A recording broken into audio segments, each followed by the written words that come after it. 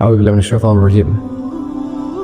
فإن أصدق الحديث كتاب الله وأحسن الهدي هدي محمد صلى الله عليه وسلم وشر الأمور محدثاتها وكل محدثة بدعة وكل بدعة ضلالة وكل ضلالة في النار فيا عباد الله.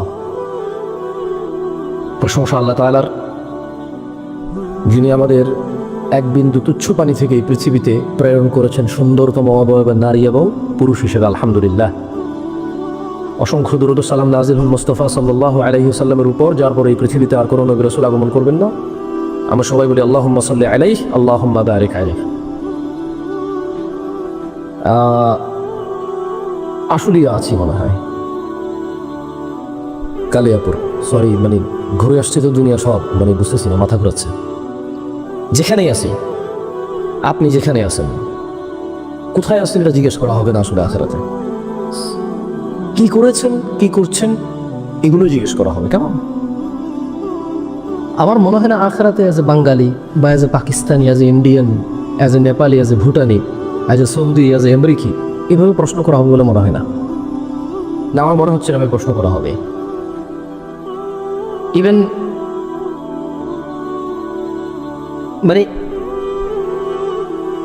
আপনি যেখানেই আছেন এটা ম্যাটার করে না। মূলত আপনার কাছে আল্লাহ যতটুকু ফ্যাসিলিটি দিয়েছে ওই ফ্যাসিলিটি অনুযায়ী কতটুকু করেছেন এটাই জিজ্ঞেস করা হবে। ফর এক্সাম্পল, মহিলাকে জিজ্ঞেস করবে না কেন বাবা হলো না। ফর এক্সাম্পল, মহিলাকে জিজ্ঞেস করবে না কেন রুজি করো নাই, বেকার ছিল কেন, উপার্জন করো নাই কেন, মহিলাকে জিজ্ঞেস করা হবে না। বুঝতে পারছি না? আপনাকে যদি এখন কেউ ভুল বুঝায় যে খাদিজা রাদিয়াল্লাহু আনহা বিজনেসম্যান ছিলেন, বিজনেস ওমেন ছিলেন, তাই আপনি পুরো গ্রামে ঢুকে ঢুকে এনজিও সুদ চালু করে দিয়েছেন, বিদেশে যে লেকচার দিবেন। তো খাদিজা রাদিয়াল্লাহু আনহা ছিলেন ব্যবসায়ী, সুদীরা। তিনি ব্যবসা করেছেন, সুদ সুদের ব্যবসা করেননি, তিনি হালাল ব্যবসা করেছেন। কেমন? আপনি যখন বিদেশ যাবেন, উদাহরণ দিতে গেলে খাদিজা রাদিয়াল্লাহু আনহার উদাহরণ নিয়ে আসলে যে বিজনেস ওমেন আপনার উচিত হালাল বিজনেসের কথা প্রমোট করা। এদেশের মহিলারা ব্যবসা করতে হবে এই উদাহরণ দিতে গিয়ে খাদিজাতুল কুবরা রাদিয়াল্লাহু আনহার নাম নিয়ে আসলে আপনি আপনার সুদের ব্যবসার সাথে মেলানো উচিত হবে না।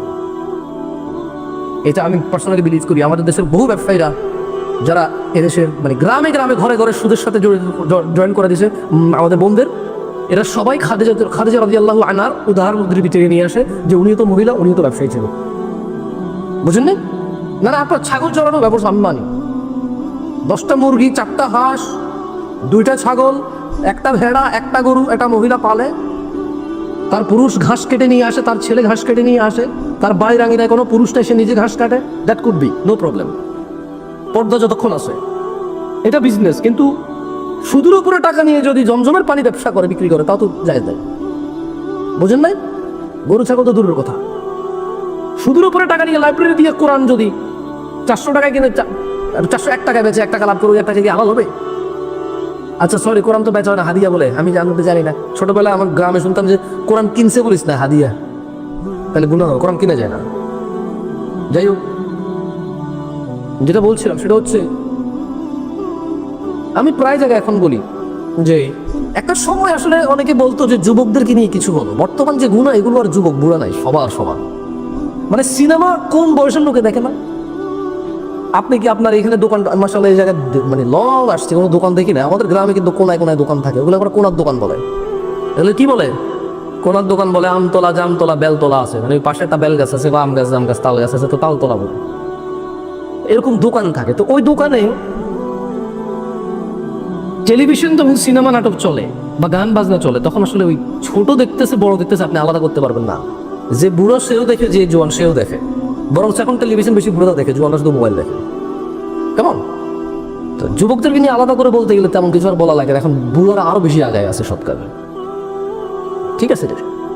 যেমন একটা ছেলে বয়স 20 বছর, তার চাচার বয়স 40 বছর। এই ছেলে কি তার চাচার সামনে সিগারেট খাইতে পারে?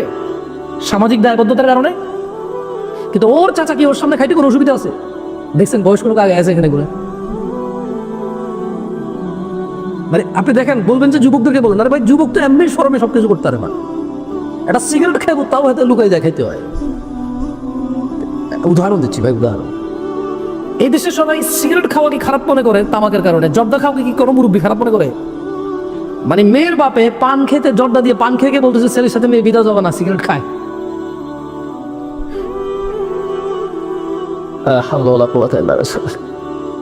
আপনারা হাসেন দেখে আমার হাসি পেত, এটা খুব খারাপ লাগার মতো কথা, বুঝছেন কেন হাসেন? তবে এই দেশে একটা জিনিস দেখছি, আপনি ওয়াজ যাই করেন হাসে মানুষ। জাহান্নাম নিয়ে কথা বলতেছেন, ও খুব কানেক্টেড, ওর পাশের জনের কোনো কমন ভুল নিয়ে যখন বলছেন তখন হিসেবে কি মানে হঠাৎ মতো হিসেবে দেয়। তাহলে এত মানুষ যদি 200-300 মানুষ যদি একসাথে হাসে, আমি হাসে কি করবো? এখানে এটা কুতুকুতির মতো লাগে, বুঝলেন? তো আবার ওয়াজে গেলে অনেকে রিকোয়েস্ট করে বোনদের জন্য, এখানে অনেক মা বোনরা আছে ওদের জন্য কিছু ওয়াজ করে। ভাই হায়েজ নিফাস বাদ দিয়ে দিলে, সতর ঢাকা বাদ দিয়ে দিলে, জায়গা সম্পত্তির ভাগের বিধান বাদ দিয়ে দিলে মহিলার তেমন কি আলাদা ওয়াজ আছে শুনতে পারেন? পবিত্রতার বিষয়টা যদি বাদ দিই, বাদ দিব না, ধরেন পবিত্রতার বিষয় একটা আছে, সতর ঢাকার বিষয় আছে, বাপের সম্পত্তি ভাগ কর্তৃক পাবে একটা বিষয় আছে, আয় উপার্জনের মধ্যে পুরুষ করবে না নারী করবে একটা বিষয় আছে, কেমন?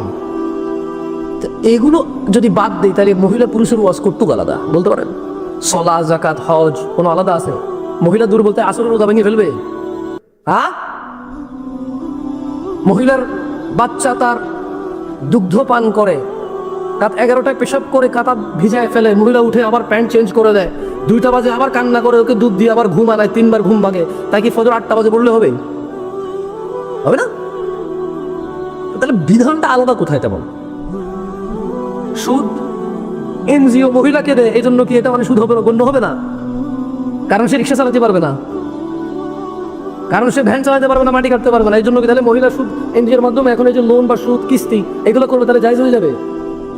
পুরুষ করলে জায়েজ হবে? আমি আমার এত যুবকদেরও খুব বেশি ওয়াজ দেখি না আলাদা, কারণ 12 বছর থেকে 60 বছর সবার অপরাধ সমান, জানা বেবিচার নেশা, উদাসীনতা, নামাজ ত্যাগ, ধোঁকাবাজি, মিথ্যা কথা, এগুলো আমাদেরকে শেষ করে দিচ্ছে। আর এগুলো সবার ভিতরে আছে। 12 বছরের ছেলে ট্রেনের মধ্যে চড়ে, টিকিট না দিয়ে নামে যায়, ঘরে এসে বলে আজকে ট্রেনের টিকিট না দিয়ে চড়ে চলে আসছি। সবাই বলে যে কি চালাক ছেলে, টিটি থেকে বেঁচে গেছে। কেউ চোর বলে ওকে। আপনার তোমরা যে 3জন বন্ধু আছো, তোমাদের মধ্যে সবচেয়ে চালাক বন্ধুকে যে বেশি মেয়ে পটাতে পারে, সেটা ঠিক না? ও হচ্ছে চালাক, ও হচ্ছে চালাক বেশি, কারণ ও বেশি জানা করতে পারে। কি আমি কি ভুল বলছি? তোমাদের মধ্যে তোমাদের স্কুলে যে ছেলে মেয়ে তোমরা একসাথে পড়ো, কোন মেয়েটা বেশি ভালো? যে মেয়েটা তোমার চিঠিটা তোমার পছন্দের মেয়েটাকে দিয়ে আসে এবং খুব বুঝেছে যাতে তোমার সাথে প্রেম করো, ওটা বেশি ভালো না? মন নরম না মেয়েটা? This are the definition of softness. বাংলাদেশে মন নরমের ডেফিনেশন হচ্ছে তোমার প্রেমপত্র পৌঁছে দেওয়া। বাংলাদেশের চালাকির ডেফিনেশন হচ্ছে চুরি করতে জানা, কাউকে ধোকা দিতে জানা। এখন এইখানে আপনি আলাদা ওয়াজ কিভাবে করবেন আমি জানি না। এখন একটা প্রশ্ন কমন থাকতে পারে যে ভাই, এই যে সমাজের নেশা, জেনা, মিথ্যা, অবৈধ উপার্জন, এই যে সমাজের নেশা, জুয়া, জেনা, ব্যভিচার, অবৈধ উপার্জন, মিথ্যাচার, জুলম, এগুলো থেকে বাঁচার উপায় কি? সবাই জানি খারাপ। ওই যে মেয়েটা জামা পরে ঘোরে, বোরখা না পরে মুখ দেখায় হাঁটে, ও জানে এটা ইসলাম সমর্থন করে না, কারণ মুসলমান। ওর কাছে জাস্ট মনে হয় যে ও শালীন আছে, ওর কাছে মনে হয় যে ও হাতা কাটা ব্লাউজ পরে নাই। মানে কেমন আমি বলি, বেপরদা মহিলার আর এদেশের নেশা করার অবস্থা সমান। এদেশের নেশাখোর যতটা মাতাল, একটা বেপরদা মহিলা ঠিক ততটাই মাতাল। গেছে কিভাবে বলবো?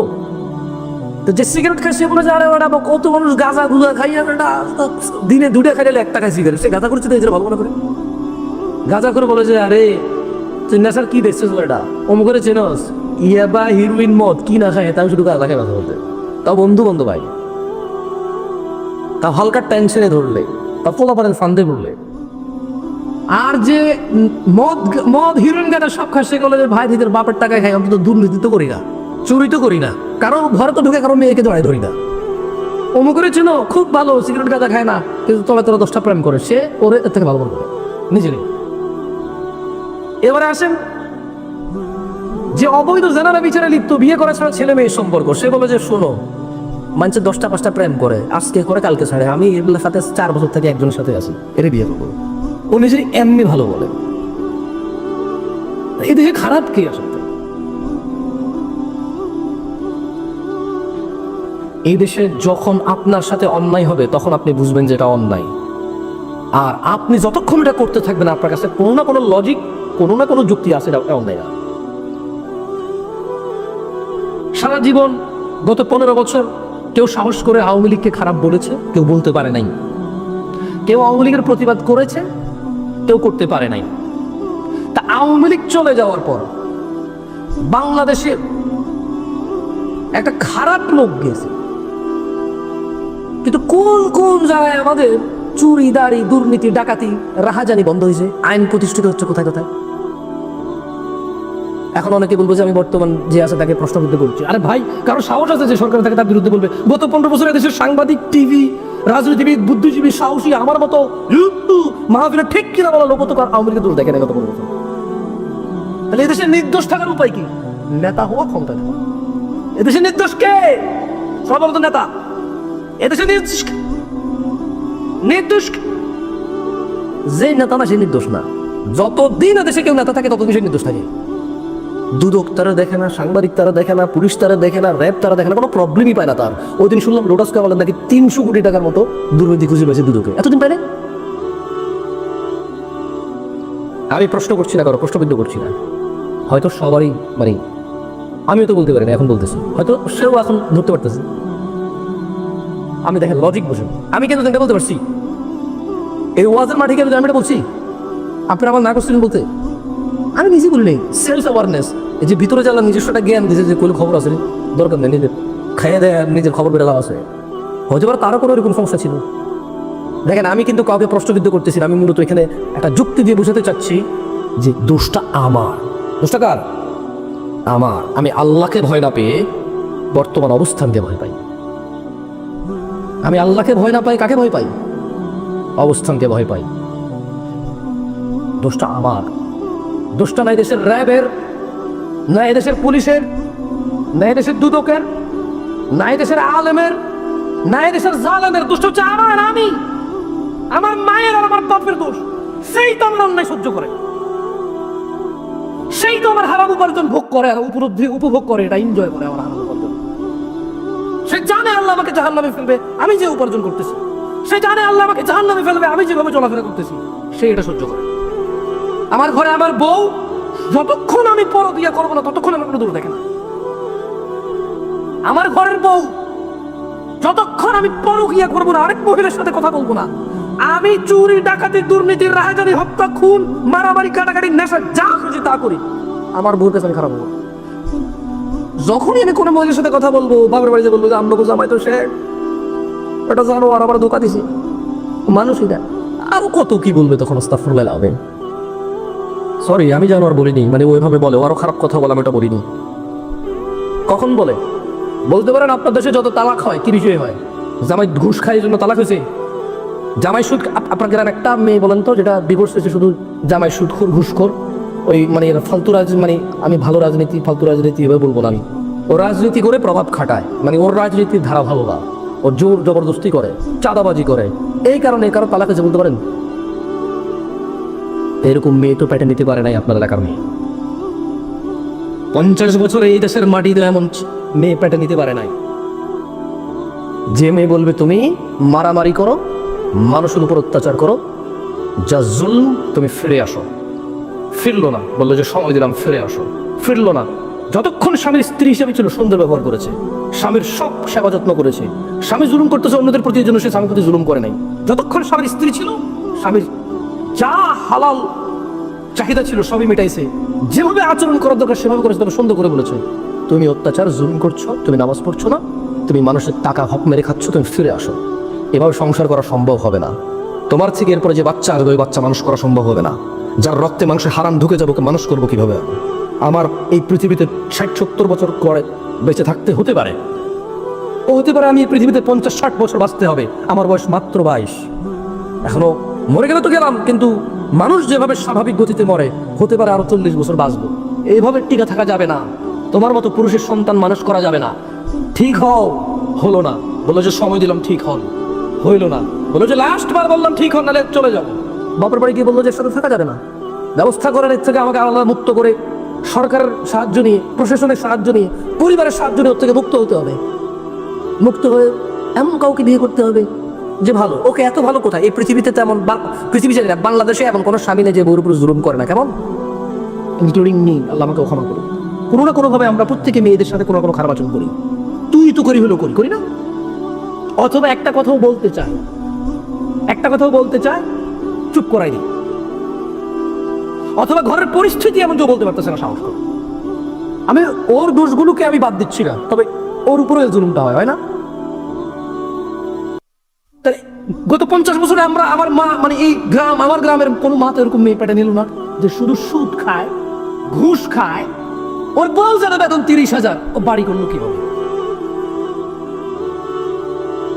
এই জন্য তো কারো তালাক হয় না।